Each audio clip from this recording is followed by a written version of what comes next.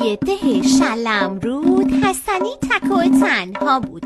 حسنی نگو بلا بگو، تنبل تنبلا بگو، موی بلند روی سیاه، ناخون دراز واه و واه و واه.